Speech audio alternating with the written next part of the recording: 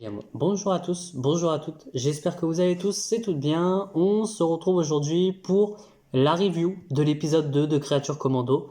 Alors scénarisé par James Gunn tout simplement d'une durée de 22 minutes et c'est sorti aussi comme l'épisode 1 le 5 décembre 2024. Alors qu'est-ce que ça raconte? Cet épisode va surtout être concentré sur Bride et entre guillemets Nina Mizurski, même si pas beaucoup.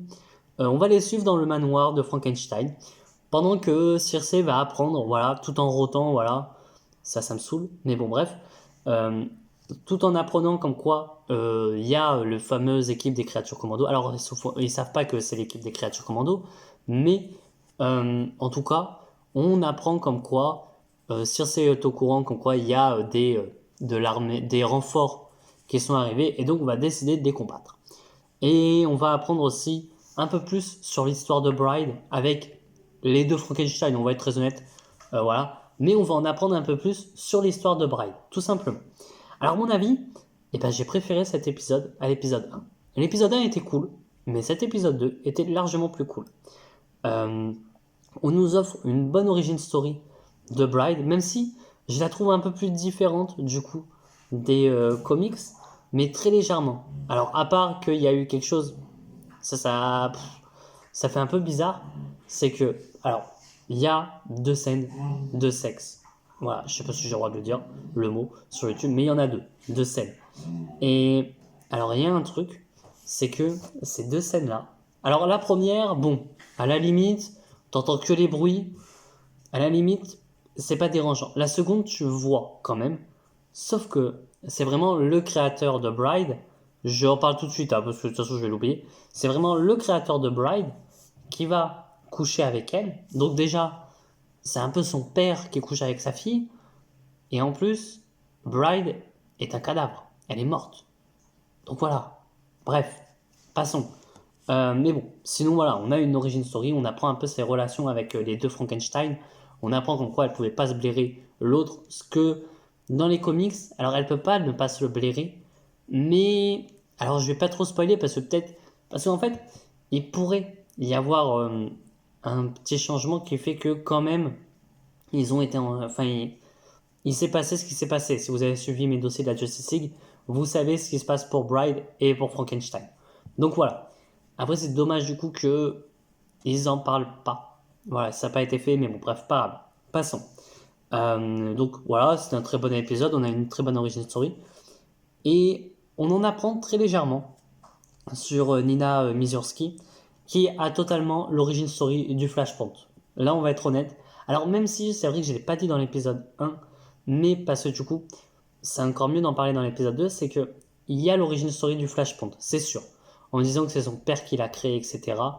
C'est vraiment l'origine story du Flashpoint. Et j'aime beaucoup qu'elle ait toujours ce côté-là, c'est vrai que j'en ai pas parlé dans l'épisode 1, avec les enfants, qu'elle est très proche des enfants. Par exemple, à un moment donné, dans l'épisode 1, mais ça revient un peu sur ça, c'est ça qui est cool, c'est parce que je voulais pas trop en parler si jamais on nous apprenait, mais du coup, si.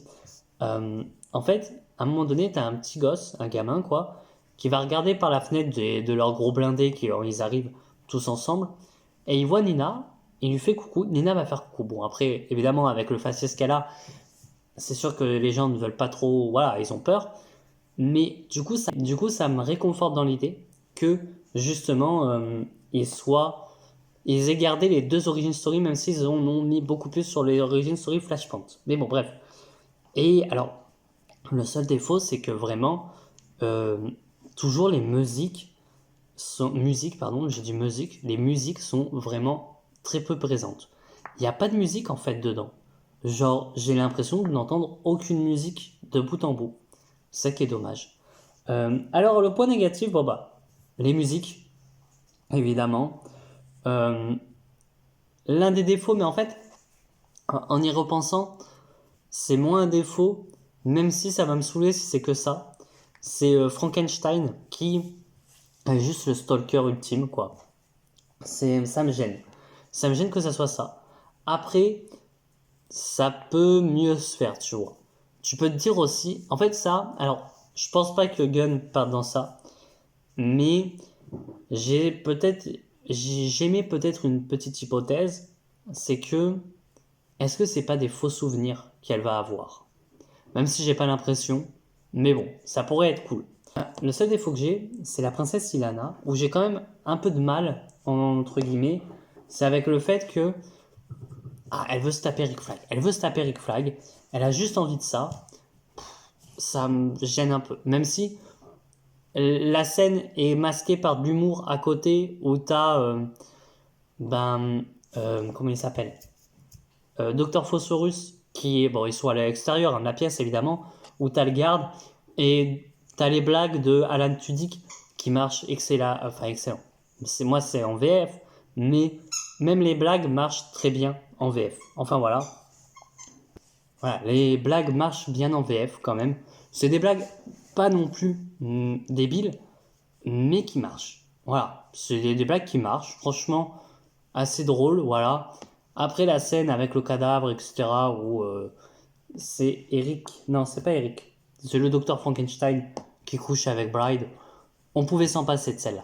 Voilà, enfin bref. Après, tu peux te dire, cette scène, voilà, c'est pour expliquer quelque chose, ok. Mais un peu gênant, quoi. Voilà, mais bon, bref. Il y avait un autre point négatif que je voulais dire, mais je me souviens plus. Donc, en point positif, on a Bride qui est excellente, je trouve. Franchement, pour moi, c'est le perso excellent. Là, pour le moment, des 2 épisodes, tu vois qu'elle est badass. Tu vois qu'elle en a rien à foutre de se prendre des coups, dans le sens où elle est immortelle. Bride et Frankenstein, c'est 2 immortels. Tu vois, elle en a rien à foutre. Franchement, c'est assez cool de voir ça, de voir. Et puis même en vrai, maintenant, j'ai vraiment envie, et ça c'est bête, mais de voir Bride ainsi que Frankenstein en live action. Franchement, j'ai envie de les voir en live action. Tu peux pas te dire qu'ils vont les tuer. Je pense pas. Parce qu'au vu de son histoire, etc., j'espère pas. J'espère que Weasel, je me dis, Weasel potentiellement peut mourir. Mais bon, j'ai vraiment envie de voir Bride en live action maintenant. Alors on a Nina aussi qui est excellente, je trouve. Voilà, après il y a moins de trucs, mais elle a ce côté où elle est plus en réserve. Nina, c'est vraiment le personnage qui est beaucoup plus mis en réserve. Enfin voilà, et ça c'est cool. Franchement, qu'on ait ce personnage-là qui est vraiment mis en retrait. Alors c'est elle qui se met en retrait elle-même, hein, dans sa façon d'être écrite et son caractère. Et c'est ça qui est assez cool. Circe, le seul point négatif, c'est quand elle se met à rôter là. C'est le gros méchant, on va dire. Mais après, moi je me dis, est-ce que... Alors, j'ai émis ma théorie et la théorie de DZ de Krypton là, mais je me dis, est-ce que potentiellement Ilana, je sais plus comment, ne pourrait pas... Parce que ce qui est drôle, c'est que j'y pense maintenant. En vérité, on nous... Genre vraiment, c'est vraiment anodin. Après, donc, il est mort depuis un bail. Ils sont morts depuis un bail, donc c'est pas possible. Mais j'aurais mis l'hypothèse que est-ce que les 2 Frankenstein ne seraient pas reliés à Ilana? En mode, c'est une descendante du docteur Frankenstein qui veut reprendre le pouvoir, et puis basta. Ça pourrait être cool. Mais bon, je pense pas en fait. Il n'y a même pas besoin d'en parler en fait, parce que du coup, en fait, en y réfléchissant, c'est débile. Voilà. L'animation est toujours aussi cool, je trouve, dans l'ensemble. Et ouais, franchement, là, c'est pas les trucs où je me dis, punaise, j'ai envie de voir tout de suite la suite. J'ai envie de voir la suite tout de suite. Je veux tout de suite être à l'épisode 3. C'est vrai que c'est une série c'est 2 épisodes pour le moment qui sont un peu longs. Qui sont très courts, qui racontent des choses, hein, des références à tout l'univers d'ici à côté. Franchement, c'est cool. Après, le seul truc, c'est que du coup, c'est où est Wonder Woman. Après, bon, ça sera toujours le souci des univers partagés. Donc ça, en vrai, je peux pas leur mettre un truc comme un attention, il faut faire comme ça. C'est où est un tel, où est Wonder Woman. Après, c'est vrai que si les fils de Themyscira, c'est juste des beaufs, c'est vrai que Wonder Woman, elle en a rien à foutre, quoi. Après, bon, tu te dis où est Superman, mais bon, franchement, je pense pas que ça soit vraiment les fils de Themyscira.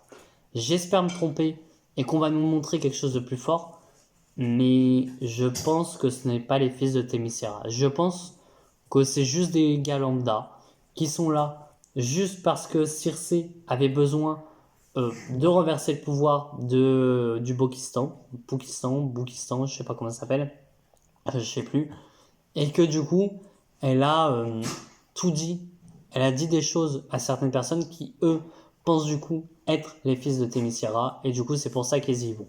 Voilà, tout simplement. Enfin voilà, et même l'animation est au top, je trouve. Les combats sont cool, franchement, tu ressens même l'impact des coups, je trouve. Enfin voilà, il n'y a pas trop grand chose à dire dessus.